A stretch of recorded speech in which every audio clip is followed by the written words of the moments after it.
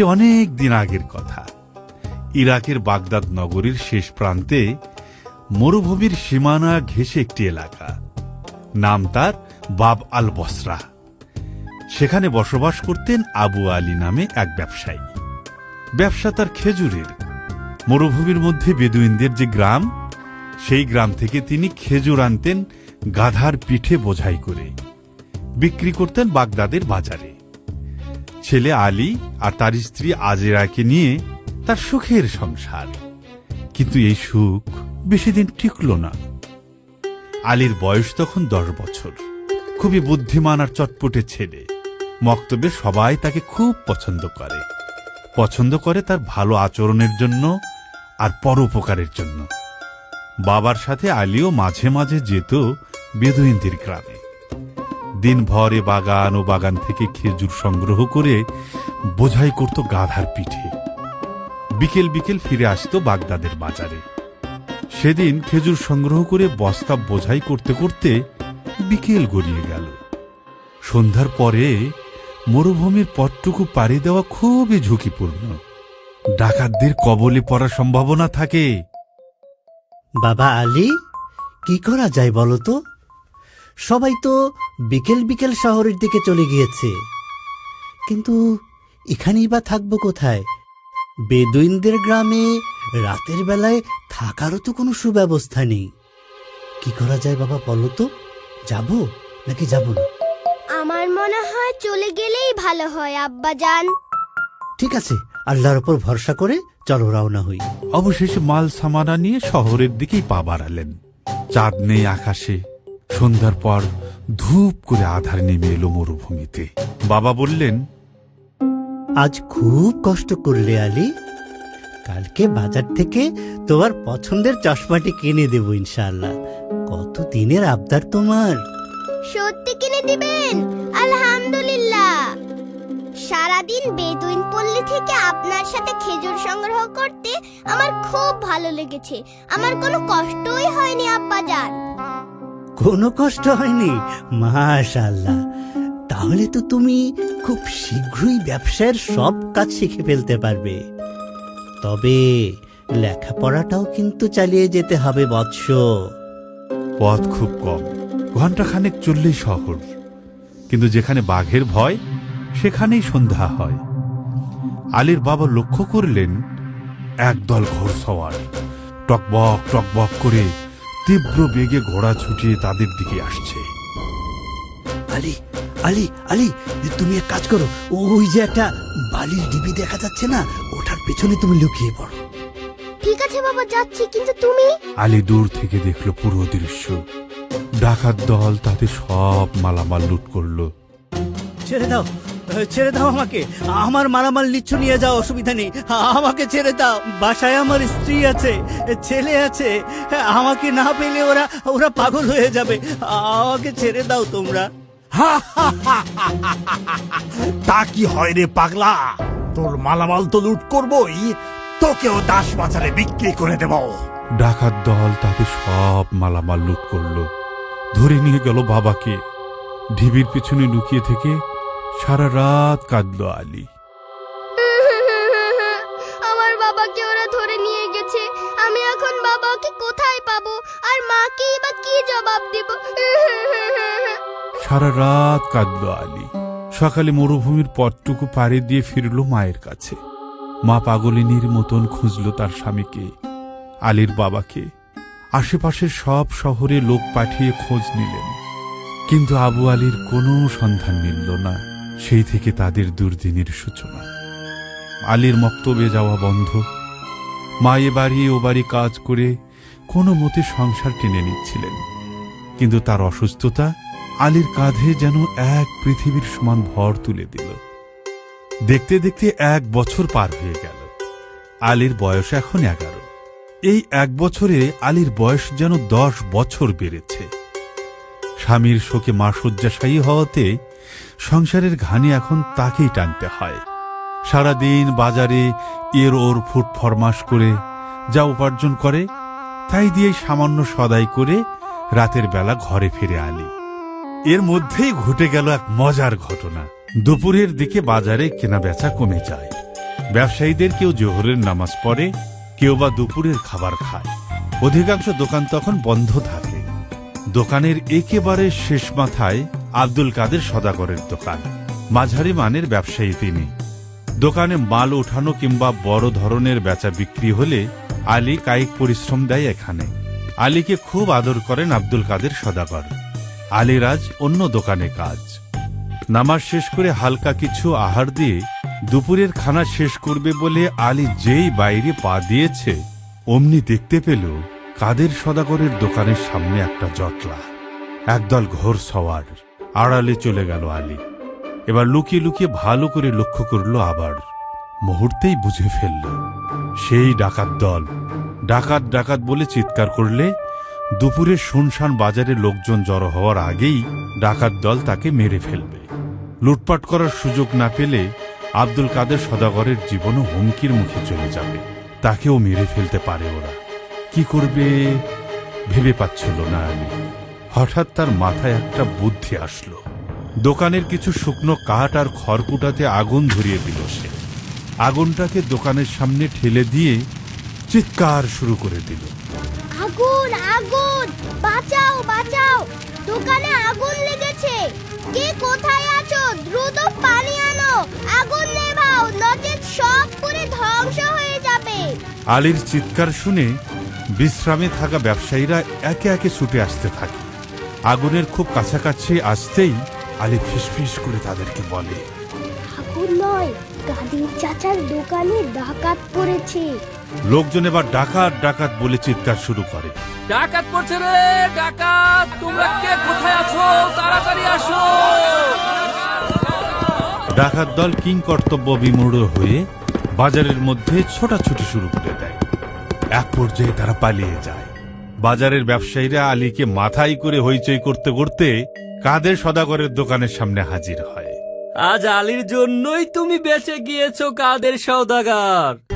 নিশ্চয় নিশ্চয়, আমাদের আলী অনেক সাহসী ছেলে। আজকে আমার জীবন এবং সম্পদ রক্ষা করেছে আলী। বলো বাবা, কি চাও তুমি আলী? আজকে তুমি যা চাইবে তাই পাবে আমার কাছে। কিছুই চাই না চাচা, কেবল দোয়া চাই। দোয়া তো করবই প্রাণ ভরে, তবে কিছু একটা তোমাকে দিতেই হবে। আলী রাজি হচ্ছিল না। শেষমেশ অনেক পীড়াপিড়ির পরে আলী তার সত্য ইচ্ছের কথা জানায়। তার একটা চশমা পরার শখ। চলো চলো দোকানে চলো। এ তো অনেক সামান্য চাওয়া। চলো চলো বাবা, এক্ষুনি দোকানে চলো। আলী ব্যবসায়ীর সাথে চশমার দোকানে যায়। দোকানি তাকে অনেক চশমা দেখায়, কিন্তু আলীর কোনোটাই পছন্দ হয় না। শেষ পর্যন্ত একটা অন্য রকম বিশেষ চশমা দেখান তিনি। আলীর খুব পছন্দ হয়ে যায় সেটি। দাম কিছুটা বেশি। আব্দুল কাদের খুশি মনে সেটি কিনে দিতে রাজি হয়ে যান। দাম মিটিয়ে তিনি দোকান থেকে চলে যাওয়ার পর দোকানে চাচা বলেন, শোনো আলী, একটা গোপন কথা। এটা একটা বিশেষ চশমা। এর একটা বিশেষ শক্তি আছে। কি শক্তি চাচা? এটা দিয়ে তুমি মানুষের মনের কথা পড়তে পারবে। আলী খুব বিস্মিত হয়ে যায়। তবে তবে একটা শর্ত আছে। এই চশমাটা ব্যবহারের প্রথম দিন থেকে টানা 7 দিন সত্য কথা বলতে হবে, তবেই এটা কাজ করবে। সামান্য একটা ছোট্ট মিথ্যা কথা বললেও এটার কার্যকারিতা নষ্ট হয়ে যাবে। ও আচ্ছা, তাই? আলী খুব অবাক হয়। চশমাটা চোখে লাগিয়ে দোকানি চাচাকে ধন্যবাদ জানিয়ে বাড়ির পথে হাঁটা দেয় সে। বাড়ির খুব কাছাকাছি চলে এসেছে আলী। হঠাৎ তার মনে হলো কেউ একজন তাকে অনুসরণ করছে। পেছনে তাকায় আলী। বিস্ময়ে চোখ ছানা বড় হয়ে যায়। এ কি দেখছে সে? আলী চোখ কষলে আবার তাকালো। ভুল দেখছে না তো? না, ভুল নয়। রাস্তার ধুলো মাখা অন্ধকারে দাঁড়িয়ে আছে দুটো গাধা। একটু ভালো করে তাকাতে আলীর বুক ধক করে উঠল। এ তো সেই দুটো গাধা, তাদের দীর্ঘদিনের পালিত গাধা, যে গাধা দুটো ডাকাত দল তার বাবার সঙ্গে লুট করে নিয়ে গিয়েছিল। গাধা দুটো যেন ক্লান্ত হয়ে পড়েছে। শরীর ধুলোয় মাখামাখি, পিঠে কোনো বোঝা নেই, চুপচাপ দাঁড়িয়ে আছে রাস্তার ধারে। আলী ধীরে ধীরে এগিয়ে গেল। গাধা দুটো তাকে দেখেই হালকা শব্দ করল, হুম হুম, যেন অনেক দিনের চেনা কাউকে পেয়ে খুব খুশি হয়েছে। আলী তাদের গলায় হাত বুলিয়ে দিল। বুকের ভেতরটা কেমন কেঁপে উঠল তার। বাবার কথা মনে পড়ে গেল। তাহলে কি বাবা কাছাকাছি কোথাও আছেন? নিজের মনেই বলল আলী। কিন্তু আশেপাশে তাকিয়ে কাউকে দেখতে পেল না সে। চারিদিকে নিঝুম, শুধু সন্ধ্যার বাতাসে মরুভূমির ধুলো উঠছে। হঠাৎ তার মনে পড়ল নতুন চশমাটার কথা। আচ্ছা আচ্ছা, এটি দিয়ে কি পশু পাখির মনের কথাও পড়া যাবে? দোকানদার চাচা বলেছিলেন, এটা দিয়ে তুমি মানুষের মনের কথা পড়তে পারবে, তবে একটা শর্ত আছে। এই চশমাটা ব্যবহারের প্রথম দিন থেকে টানা 7 দিন সত্য কথা বলতে হবে, তবেই এটা কাজ করবে। আলী তবু সাবধানে চশমাটা চোখে পড়ল। চারিদিকে তাকিয়ে দেখল সবকিছু আগের মতোই লাগছে। সে একটু হতাশ হল। ঠিক তখনই রাস্তার ওপাশে একটা ছায়া নড়ে উঠল। মনে হলো একজন লোক দাঁড়িয়ে আছে ঝোপের আড়ালে, মাথায় পাগড়ি, গায়ে লম্বা চাদর। আলী ভয় পেয়ে গেল। কিন্তু হঠাৎই তার কানে যেন একটা অদ্ভুত ফিসফিস শব্দ এলো। এই ছেলেটাই তো আগুন আগুন বলে চিৎকার করেছিল। আলী চমকে উঠল। সে দ্রুত চারিদিকে তাকালো। কেউ তো কথা বলছে না। তাহলে কি সে কি সত্যিই লোকটার মনের কথা শুনতে পাচ্ছে? আলী বুঝতে পারল চশমাটা সত্যিই অসাধারণ। কিন্তু এটি তো 7 দিনের আগে কাজ করবার কথা নয়। হঠাৎই মনে হলো লোকটা অন্ধকারে মিলিয়ে গিয়েছে। আলী কিছুক্ষণ স্তব্ধ হয়ে দাঁড়িয়ে রইল। লোকটা কে? কেন সে আমাকে অনুসরণ করছে? আর সবচেয়ে বড় কথা, ডাকাতদের কাছ থেকে গাধা দুটো ফিরেই বা এলো কি করে? গাধা দুটোকে নিয়ে ধীরে ধীরে বাড়ির দিকে হাঁটতে লাগলো আলী। কিন্তু তার মনে তখন হাজারটা প্রশ্ন ঘুরপাক খাচ্ছে। সে বুঝতে পারছে আজকের এই ঘটনা তাকে খুব শীঘ্রই নিয়ে যাবে এক ভয়ঙ্কর রহস্যের কিনারে। আর সেই রহস্যের সঙ্গে জড়িয়ে আছে তার হারিয়ে যাওয়া বাবা। বাড়ির উঠোনে পৌঁছে আলী চিৎকার করে উঠল, মা মা, দেখো দেখো, কাদেরকে নিয়ে এসেছি। মা এক দৌড়ে উঠোনে এসে হারিয়ে যাওয়া গাধা দুটোকে দেখতে পেয়ে আবেগে আপ্লুত হয়ে পড়লেন। তিনি গাধাদের গলা জড়িয়ে আদর করতে করতে বললেন, তোমাদের মনিবকে কোথায় রেখে এসেছো সোনারা? হায়, আলীর বাবাকে কোথায় রেখে এসেছো? কেমন করে ফিরে এলে তোমরা? একটি বছর কোথায় ছিলে? গাধা দুটো ফ্যাল করে তাকিয়ে থাকলো। তাদের চোখ দিয়ে যেন গড়িয়ে পড়ছে আনন্দের অশ্রু। আলীদের ছোট বাড়িটি বেশ ছিমছাম। মাঝখানে বসার ঘর এবং খাবার ঘর, সামনে বারান্দা, দুপাশে দুটো শোবার ঘর। আলী বড় হয়েছে। সে এখন নিজের ঘরে আলাদা শোয়। রাতের খাবার খেয়ে মায়ের সঙ্গে খানিক গল্প করে পুরনো আস্তাবলে গাধা দুটোকে বেঁধে হালকা কিছু দানা পানি দিয়ে সে শুয়ে পড়ল। গভীর রাতে গাধা দুটোর চিৎকারে আলীর ঘুম ভেঙে গেল। সিটকিনি খুলে দেখল বাইরে ঘুটঘুটে অন্ধকার। একটা লণ্ঠন নিয়ে আস্তাবলে গিয়ে গাধা দুটোর গায়ে হাত বোলাতেই তাদের চিৎকার চেঁচামেচি থেমে গেল। আলী তার ঘরে ফিরতে যাবে, হঠাৎ পেছন থেকে কে যেন তাকে চাপটে ধরল। ফু দিয়ে নিভিয়ে ফেলল বাতিটি। পেছন থেকে কেউ একজন আলীর মুখ চেপে ধরল। আলী কোনো শব্দ করতে পারছে না। টানতে টানতে অদৃশ্য শক্তিটি আলীকে নিয়ে তার ঘরে ঢুকল, বন্ধ করে দিল দরজা। আলী ভীষণ ভয় পেয়ে গেছে। এদিক ওদিক করে ছুটবার চেষ্টা করছে শক্ত বেষ্টনী থেকে, কিন্তু এক চুলও নড়তে পারছে না, চিৎকারও করতে পারছে না। একটু শান্ত হও, চিৎকার করো না, আমাকে সাহায্য করো, তোমার কোনো ক্ষতি করব না আমি। অদৃশ্য শক্তিটি আস্তে আস্তে শিথিল করলো তার হাতের বাঁধন। এক ঝটকায় ঘুরে দাঁড়ালো আলী। কি আপনি? কি চান আমার কাছে? আজ দুপুরে বাজারে যে ডাকাত দল এসেছিল, আমি তাদের একজন। আমাকে রেখে দলের বাকি সবাই হাওয়া হয়ে গেছে। আগুন আগুন বলে তো তুই চিৎকার করেছিলে, তাই না? ডাকাত দলকে ধরিয়ে দেবার চেষ্টা করেছিলে। আলী মাথা নাড়ে, অকপটে স্বীকার করে সে কথা। কেননা মিথ্যা কথা বললে চশমার গুণাগুণ নষ্ট হয়ে যাবে। চাইলে তোমাকে আমি মেরেও ফেলতে পারি, কিন্তু মারব না। কেননা আমাকেও বাঁচতে হবে, আর সেজন্য আমি তোমার সাহায্য চাই। আমি কিভাবে আপনাকে সাহায্য করতে পারি? এই শহরটা খুব ছোট, সবাই সবাইকে চেনে। দুপুরের ডাকাতির ঘটনার পরে যদি অপরিচিত একজন মানুষকে শহরের মধ্যে কেউ দেখে ফেলে, তাকে পাকড়াও করবে, মেরেও ফেলতে পারে। তাই আমাকে কিছুদিন এই ঘরে তোমার কাছে লুকিয়ে রাখতে হবে। কি ভাবছো? ভাবছি আমার বাবার কথা। আমার বাবাকেও তো আপনারা ধরে নিয়ে গেছে। কোথায় আছে আমার বাবা? তোমার বাবাকে তো আমি চিনি না, এটা কতদিন আগের ঘটনা। 1 বছর। তাহলে চিনব না। আমি এসেছি 6 মাস হলো। আমি ইচ্ছে করে এই পথে আসিনি। কিভাবে এসেছেন? সে অনেক বড় ইতিহাস। এই শহর থেকে বের হয়ে আপনি কোথায় যাবেন? ডাকাত দলেই ফিরে যাব। কেন? এখন তো আপনি মুক্ত, ইচ্ছে করলেই অন্য জায়গায় চলে যেতে পারেন। যাচ্ছেন না কেন? সরদারের সাথে কিছু হিসেব নিকেশ বাকি আছে। আমার ভীষণ খিদে পেয়েছে। সকাল থেকে পেটে কোনো দানা পানি পড়েনি। ঘরে কি কোনো আহার আছে খোকা? কিছু শুকনো খাবার থাকতে পারে। আনতে পারো, তবে সাবধান, কোনো ধরনের চালাকি করার চেষ্টা করবে না। আলী দরজা খোলা মাত্র ভূত দেখার মতন চমকে ওঠে। তার মা দাঁড়িয়ে আছে দরজায়।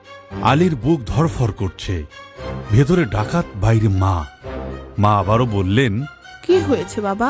কার সঙ্গে কথা বলছিলে এত রাতে? আলী তাড়াতাড়ি নিজেকে সামলে নিল।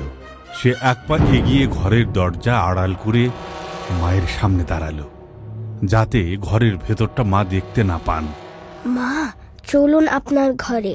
আপনার সঙ্গে একটা বিষয়ে কথা বলতে হবে, খুব জরুরি। মা অবাক হলেন, কিন্তু কিছু না বলে আলীকে নিয়ে তার ঘরের দিকে পা বাড়ালেন। মায়ের ঘরে ঢুকে দরজা লাগিয়ে আলী ফিসফিস করে সব বলল তার মাকে। তার ঘরে একজন পুরুষ মানুষ রয়েছে, একজন পূর্ণবয়স্ক পুরুষ মানুষ। গতকাল বাজারে যে ডাকাত দল এসেছিল, লোকটা সেই ডাকাত দলের একজন সদস্য। সব শুনে মায়ের মুখ ফ্যাকাশে হয়ে গেল। ডাকাত আমাদের ঘরে? কি বলছো তুমি আলী, পাগলের মতন? লোকটা তো এখনই আমাদের গলায় ছুরি ধরবে আর লুট করে নিয়ে যাবে। সামান্য সহায় সম্পদ যা আছে এখনই তাকে নগর রক্ষীদের হাতে তুলে দিতে হবে। চলো দ্রুত বের হয়ে যাই। আলী শান্ত গলায় বলল, থামুন আম্মা যান, অস্থির হবেন না। আমি জানি এটা অত্যন্ত বিপজ্জনক, কিন্তু মা, এই লোকটা বলেছে সে বাবার খোঁজ খবর দিতে পারবে। আর তাছাড়া সে যদি কোনোভাবে জানতে পারে আমরা তাকে নগর রক্ষীদের হাতে তুলে দেব, তাহলে সে আমাদের দুজনকেই খুন করে এখান থেকে পালিয়ে যাবে। গভীর চিন্তায় মা চুপ করে রইলেন। আলী আবার বলল, আর একটা কথা মা, কাল তাকে ঘরে একা রেখে গাধা দুটো নিয়ে আমাকে বাইরে যেতে হবে। আপনি যে সবকিছু জেনে গেছেন তা যেন কোনোভাবেই সে বুঝতে না পারে, এবং একজন সাধারণ মেহমানের মতনই তার সাথে আচরণ করবেন। গাধা দুটোকে কেন সঙ্গে নেবে বাবা? আমি ভাবছি মালামাল পরিবহনে এ দুটোকে কাজে লাগাবো। মাথায় বোঝা টেনে টেনে আমি যে ভীষণ পরিশ্রান্ত হয়ে গেছি আম্মা জান। মা আলীর মাথায় হাত বুলিয়ে দিলেন। আমার সাহসী ছেলে, বাবার মতনই বুদ্ধিমান ব্যবসায়ী হবে তুমি। তবে একটি কথা, বাবা হারিয়ে যাওয়ার পর থেকে শুধু বোঝা নয়, আমাকেও তোমার মাথায় বয়ে নিয়ে যাচ্ছ। আল্লাহ নিশ্চয় তোমাকে এর উত্তম যা যা দান করবেন। তবে আজকে যা বললে সেটা নিয়ে আমি খুব চিন্তিত হয়ে পড়েছি বৎস। ঠিক আছে, তুমি যেটা ভালো মনে করছো সেভাবেই পা ফেলো, তবে খুব সাবধানে। মনে রেখো, এই পথে ভুল করলে বিপদ শুধু তোমার নয়, আমার এবং আমাদের সবারই। আলী মাথার নাড়ল। কিছুক্ষণ পর সে খাবার ঘর থেকে শুকনো রুটি, খেজুর আর পানি নিয়ে নিজের ঘরে ফিরে এলো। লোকটা তখনও সতর্ক হয়ে বসেছিল। আলী খাবার এগিয়ে দিতেই সে বুভুক্ষের মতো খাবার খেতে শুরু করলো। ক্ষুধার্ত পেট ঠান্ডা হলো। অনেকক্ষণ সে চুপ করে থাকলো। তারপর ধীরে ধীরে বলতে শুরু করলো। তুমি জানো না তুমি আমার কত বড় উপকার করলে। আমি না জানলেও আমার দলের নিশ্চয়ই অনেকেই জানে তোমার বাবার কথা। যদি দস্যু দলে আবার ফিরে যেতে পারি তবে নিশ্চয়ই তোমার বাবাকে খুঁজে পেতে সাহায্য করব। কিন্তু কেন? আপনিও তো একজন ডাকাত, আপনি কেন আমার বাবাকে খুঁজে পেতে সহায়তা করবেন? ডাকাত দলে আছি, তাই আমাকে ডাকাত বলতেই পারো হে উপকারী বালক। তবে কেন আমি এখনো এই দলে রয়ে গেছি, সেই কাহিনী শুনলে আমার প্রতি তোমার ধারণা কিছুটা পরিবর্তন হতে পারে। এই যে আমার আঙুল দেখতে পাচ্ছ, এখানে এটা কি আছে? এ তো আংটি, কি সুন্দর, নিশ্চয়ই অনেক দামি। ঠিকই ধরেছ বালক, খাঁটি হীরের আংটি। অবশ্য দস্যু সর্দার জানে এটি একটি নকল হীরের আংটি, না হলে কবে এটি কেড়ে নিতেন? এই আংটি আমাকে এখনো পর্যন্ত ডাকাত দলের সদস্য হয়ে তাদের সাথে দস্যুপনা করতে বাধ্য করছে। কি বলছেন জনাব? একটা আংটি কি করে আপনাকে ডাকাত দলের সঙ্গে আটকে রেখেছে? সে এক বিরাট কাহিনী, শোনো তাহলে বলছি।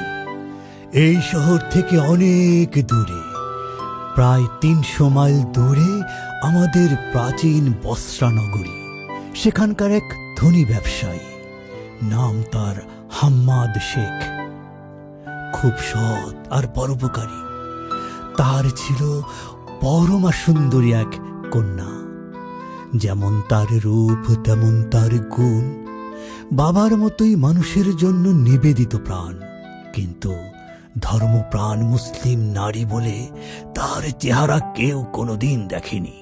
ক্ষুধার্তকে খাবার দেয়া, অভাবীকে সাহায্য করা, দাস মুক্ত করা, এমনকি অন্যের দাস দাসীকে তার কাজে সাহায্য করা, এসব ছিল তার প্রতিদিনকার কাজ। বসরার অনেক ধনী পরিবারের যুবক এই কন্যাটিকে বিয়ে করার জন্য ব্যাকুল ছিল, কিন্তু হাম্মাদ শেখ তখনও পর্যন্ত কোনো যুবককে তার নিজের কন্যার জন্য উপযুক্ত পাত্র হিসেবে পছন্দ করেননি। আর সব যুবকের মতন আমিও ভাবতাম, যদি হাম্মাদ শেখের বাড়িতে জামাতা হিসেবে যেতে পারতাম। কিন্তু আমার মতন একজন ভবঘুরে যুবকের জন্য এটি ছিল এক আকাশ কুসুম কল্পনা। এর মধ্যে ঘটল এক অভাবনীয় ঘটনা। বন্ধুরা, কি সেই ঘটনা ঘটলো তা কি তোমরা জানতে চাও? তাহলে অপেক্ষা করো পরের পর্বের জন্য। চশমা জাদুর, চশমা জাদুর, চশমা জাদুর চশমা। আলীর চোখে চশমা দেখে চিন্তিত কেন হোশমা। চশমা জাদু, চশমা জাদু, চশমা জাদু, চশমা জাদু, চশমা জাদু।